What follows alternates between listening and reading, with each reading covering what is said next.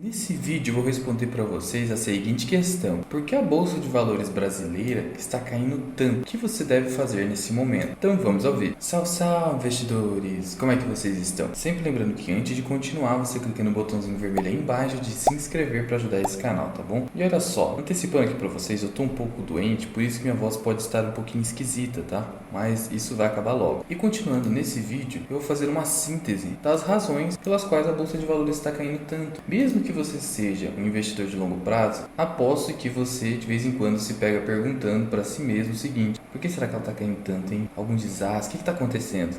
Isso é normal, não precisa esperar. E esse vídeo aqui é justamente para te informar, para que você entenda exatamente o que está por trás de toda essa queda. Claro que eu não vou esgotar a matéria, isso é impossível para o melhor dos economistas, mas aqui eu vou trazer as principais causas. Então vamos lá. Então, como vocês sabem, o Ibovespa, desde ali do dia 4 de abril, apresenta uma desvalorização bem agressiva de 15%. Ele veio apenas decrescendo aqui, como você percebe nesse gráfico. Da mesma forma, um pouquinho antes apenas, a Bolsa norte-americana. E aqui eu estou pegando o índice S&P 500. Ele se desvalorizou 14%. Veja, muito próximo da Bolsa brasileira. E o Bitcoin, para quem se interessa e gosta, também vem nessa mesma direção aí, se desvalorizando mais, porque criptomoedas são mais voláteis. E aí, para você entender de onde está vindo todo esse fenômeno de queda, uma cronologia muito importante. Desde o ano passado, Federal Reserve, ou só Fed, que é o Banco Central norte-americano, já estava dizendo ali que o tapering deveria ser antecipado por conta de a inflação ali norte-americana, que já estava alta, não ser algo temporário como eles diziam, né? Todo mundo sabia que, em razão desses juros extremamente baixos norte-americanos e também até do Brasil, e todos os problemas ocasionados pela pandemia, uma hora ou outra os juros deveriam ser aumentados agressivamente. E então, em dezembro, o presidente do Fed já reconheceu que deveria aumentar esse juro, que é conhecido pelo mercado como tapering, que nada mais é do que a redução dos estímulos monetários. Ou seja, ao invés de você ficar ali aplicando juros negativos, como acontecia por muitos anos ali nos Estados Unidos, você começa a aumentar os juros básicos da economia. Lembrando que aqui no país a taxa básica de juros da economia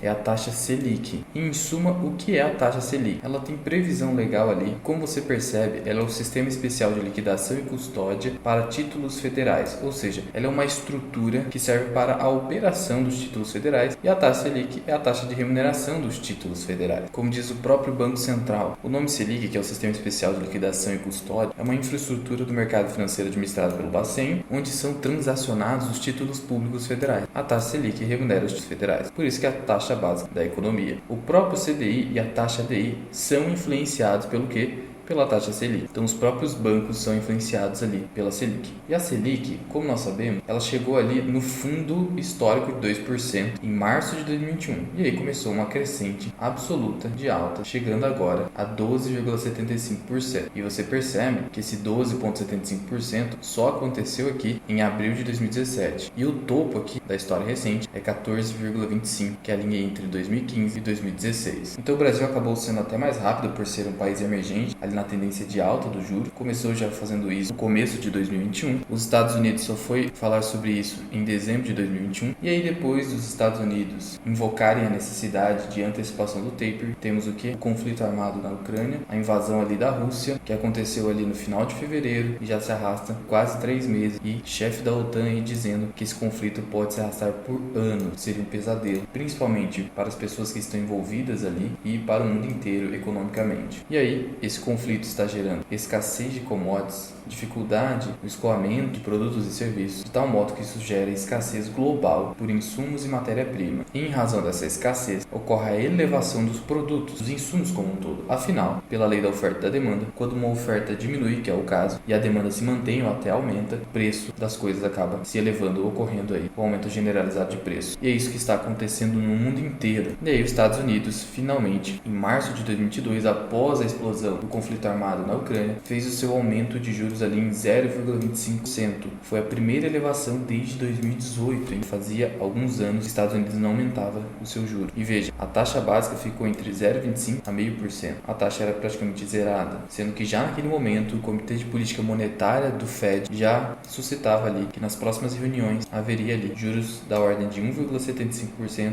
e 2% até o final do ano de 2022, prevendo até aumentos em 2023. Então não vai parar por aí. Somado a isso, temos ali lockdown aplicado aplicado pela China em razão aí de mais outro surto de Covid, o que tem ocasionado ali um verdadeiro engarrafamento de navios, porque não conseguem escoar ali. Então você percebe, além de navios, containers engarrafados aqui, que está afetando de maneira bastante grave a distribuição internacional de produtos e matérias-primas no mundo inteiro. Então já não bastasse os efeitos da guerra e da pandemia, ainda estamos tendo esses efeitos aqui do lockdown pontual da China, que está ocasionando aí prejuízos ao escoamento global. Isso só pressiona ainda mais a inflação no mundo inteiro e os Estados Unidos se vê obrigado a fazer mais uma alta de juros ali de 0,5%, essa mais recente, 4 de maio de 2022. Esse movimento de alta é uma tentativa do Fed de conter a forte inflação que atinge os maiores patamares em cerca de 40 anos nos Estados Unidos. Então é muito preocupante. Esse é só mais um sinal de que estamos encaminhando ali para uma possível recessão global, que não é uma mera crise econômica, muito menos uma crise rápida como aconteceu do Covid. Relativamente rápida, né? Porque os preços voltaram normalmente das bolsas globais em pouco tempo. Só que essa recessão aqui pode ser mais duradoura, porque de fato a escassez de alimentos e produtos no mundo inteiro é uma realidade. E agora a taxa básica de juros fica em 1% lá nos Estados Unidos. É o maior aumento em 22 anos. Você percebe que realmente foi uma decisão difícil, né? Porque políticos não querem aumentar a taxa de juros, que é ruim para eles, politicamente. Porque ao aumentar a taxa de juros da economia, você desacelera a economia, você faz com que as pessoas consumam menos, peguem menos empréstimo, poupem mais, diminuindo o consumo de bens e de serviços que não sejam de primeira necessidade, porque os de primeira necessidade acabam aumentando, e aí isso acaba acarretando, no final das contas, uma queda no PIB, e aí o político, né, não fica bem visto. Mas a situação é bastante grave. E veja o tamanho da inflação lá nos Estados Unidos, 8,5%. Se a gente está assustado com o nosso IPCA de 11,3%, imagine para um país de primeiro mundo, a maior economia do mundo, enfrentar uma inflação de quase 9%, próxima da brasileira. Claro, índices oficiais não têm tanta credibilidade, mas é o parâmetro que nós temos aqui. Então, a inflação brasileira está próxima da dos Estados Unidos, algo que não acontecia há muito tempo. É a maior inflação em 41 anos nos Estados Unidos. E aí, na tentativa de, no Brasil, conter essa inflação enorme de quase 12% já, maior nível desde 2017, o Banco Central prevê um ajuste menor, não vai ser um ponto percentual, mas vai ser pelo menos 0,5%, de tal modo que vamos chegar ali a mais de 13% facilmente. Analistas já estão prevendo aí uma Selic a 14%, que é aquela Selic ali de 2015, 2016 para vocês, e eu acredito que vai acabar acontecendo. E nesse momento, chegando-se a 14%, topo de juros dos últimos anos, provavelmente vai começar a uma tendência de queda na curva de juros, e isso vai abrir uma janela de oportunidade para a marcação a mercado, para ganhar bastante dinheiro com a marcação a mercado. Se você não sabe o que é marcação a mercado, eu tenho um vídeo aqui no canal, vou deixar aqui no card. E veja, finalmente agora os juros estão acima da inflação oficial do país, algo que não vinha acontecendo há algum tempo. Ok, Luan, entendi todo esse cenário caótico de inflação alta, juros altos, lockdown, guerra e efeitos desastrosos ainda oriundos da pandemia. Mas, afinal, por que a bolsa está caindo tanto? Por que as bolsas estão caindo tanto? E o grande motivo é que nesse cenário, o apetite por risco caiu agressivamente. Na visão das pessoas, com esses juros altos, aumentou-se o custo de oportunidade na manutenção do seu capital ali na renda variável. Pense você ali como um afegão médio. Para que eu vou deixar o meu dinheiro correndo grandes riscos da renda variável, principalmente nesse cenário macroeconômico de bastante incerteza, se eu posso simplesmente colocar o meu dinheiro com risco praticamente, entre aspas, zero, ali em títulos públicos federais ou mesmo nas Treasury Bonds ali dos Estados Unidos, que são os títulos públicos dos Estados Unidos, e obter rendimentos bastante satisfatórios. E aqui no Brasil, você percebe, por exemplo, aqui dentro da plataforma Tesouro Direto, que os títulos públicos estão remunerando acima de 12%. Imagine só, você vai ganhar ali 12% ao ano, com risco praticamente zero, afinal. A própria economia de um país inteiro está garantindo esse título, basta o governo imprimir mais dinheiro para te pagar se ele não tiver dinheiro para te pagar, do que ficar ali correndo os riscos de oscilações, riscos de mercado, várias incertezas no mundo, correndo todo o risco da renda variável. É óbvio que, em razão dessa ponderação, a maioria das pessoas vai preferir migrar para a renda fixa, principalmente títulos públicos federais. E toda essa retirada de capital que está acontecendo aqui no Brasil, com a retirada de dinheiro da bolsa ali em abril, que é justamente esse movimento de queda que ocorre em abril, tanto no S&P 500 quanto aqui no Ibovespa, desde dia 4 de abril, 15% de queda, porque o estrangeiro, mesmo que o dólar estava muito barato aqui no Brasil, aquela queda no dólar, ele preferiu agora colocar seu dinheiro lá nos Treasury Bonds da economia norte-americana, porque lá é mais seguro, né? É assim que se entende entende o mercado. O Brasil, diante da sua completa insegurança jurídica, o risco acaba sendo maior. E aí, como os grandes investidores e até mesmo as pessoas comuns estão tirando seu dinheiro tanto da bolsa norte-americana, e aqui eu trago o S&P 500 novamente, quanto da bolsa brasileira, é esperado que haja uma queda nos índices. E por que essa queda é tão próxima no S&P 500, que caiu 14%, e no Ibovespa, que também cai aqui pouco mais de 15%? Por que é essa proximidade? Porque tanto o Ibovespa quanto a bolsa norte-americana estão ligadas ali pelo fenômeno da correlação, que é um fenômeno estatístico que basicamente diz o seguinte: como dois ativos, duas variáveis ali no caso, se comportam frente a um comportamento do outro. Então, por exemplo, se a bolsa norte-americana cai, o que acontece com a bolsa brasileira? Ela cai também. É como se a bolsa brasileira fosse puxada pela bolsa norte-americana. Há aqui uma correlação positiva. Quando um ativo sobe, o outro sobe também. Quando o outro cai, o outro cai também. E há a correlação negativa, que é justamente a operação inversa. Quando um ativo sobe, o outro cai. Quando o outro cai, o outro sobe. Vimos aqui que em relação à bolsa brasileira e à norte-americana há uma correlação positiva. As duas caíram juntas. Assim também está ocorrendo com o Bitcoin, que vem caindo junto com a bolsa norte-americana, apresentando cada vez mais uma correlação positiva com a bolsa norte-americana. Tá, Luan, mas me dê um exemplo aí de correlação negativa. A cotação do dólar. Por que você acha que de dezembro de 2022 até mais ou menos ali abril, quando começou a grande queda na bolsa brasileira, o dólar estava caindo tanto, chegando a cair mais de 16%? Porque nesse momento a bolsa acabou subindo bastante, 11%. Então há aqui uma correlação negativa. A bolsa brasileira subiu e o dólar caiu. Só uma curiosidade: o Ray Dalio, um dos gestores mais famosos do mundo, ele sempre preza pela correlação neutra, ou seja, a eliminação de correlação. Você ter uma carteira tão diversificada que os ativos não ficam correlacionados, de tal modo que você fica protegido em qualquer cenário econômico. Posso até fazer um vídeo sobre isso, se você quiser, deixa aqui nos comentários. Além disso tudo, a gente tem aqui o Fear and Greed Index, ou índice de medo e ganância, denotando um extremo medo das pessoas na atualidade. Isso significa que o apetite por risco está muito baixo. As pessoas estão preferindo ali deixar o seu dinheiro na renda fixa. E para corroborar isso tudo, a gente ainda tem os destaques operacionais da B3 ali em abril de 2022 e, para surpresa de ninguém, o mercado de ações num decréscimo de mais de 11%,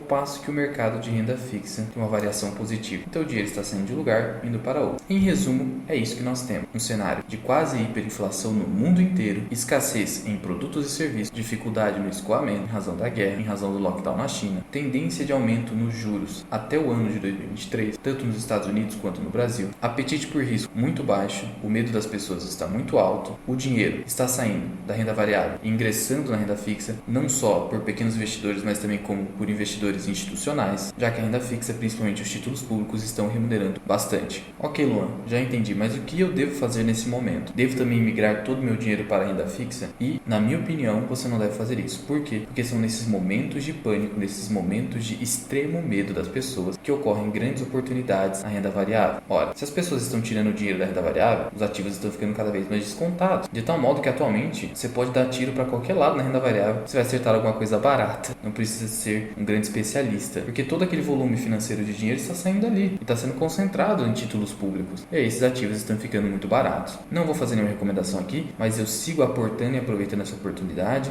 Quero lembrar aqui uma frase célebre do Warren Buffett, que os investidores devem ser medrosos quando os outros forem gananciosos. Então, quando tudo está indo muito bem, a bolsa está explodindo, batendo máximas, recordes ali, superando máximas, etc. Nesse momento que você deve ficar bastante cauteloso. Ali é o momento de você fazer um pouquinho de caixa às vezes e colocar ali na perda fixa, ou simplesmente, se você for um pouquinho ainda mais arrojado, só parar de comprar. Enquanto que esses mesmos investidores devem ser gananciosos quando os outros forem medrosos, que é o presente momento em que o índice de medo e ganância está apresentando extremo medo aqui na pontuação. É claro que é muito fácil na teoria isso aqui, e na prática é muito mais difícil, porque acaba sendo uma luta psicológica contra nós mesmos. Mas ninguém disse que era fácil. Se fosse fácil, todo mundo conseguia. É por isso que aqueles que conseguem suportar essas quedas absurdas dos seus ativos acabam pegando recompensas muito grandes no médio e longo prazo. Você sabe que é no momento de grandes crises que as pessoas acabam dando aquelas grandes porradas na bolsa de valores. Até mesmo os bilionários e milionários, eles não ficam ricos aos pouquinhos. Se você perceber um padrão ali desses milionários e bilionários, eles ficam afortunados de verdade em poucos momentos ali, em que eles acertam algum projeto deles ali, e aí a riqueza deles alavanca. Lembrando que atualmente o PL do Ibovespa está abaixo de 6 vezes lucro. Esse patamar só aconteceu em 2008, crise do subprime, e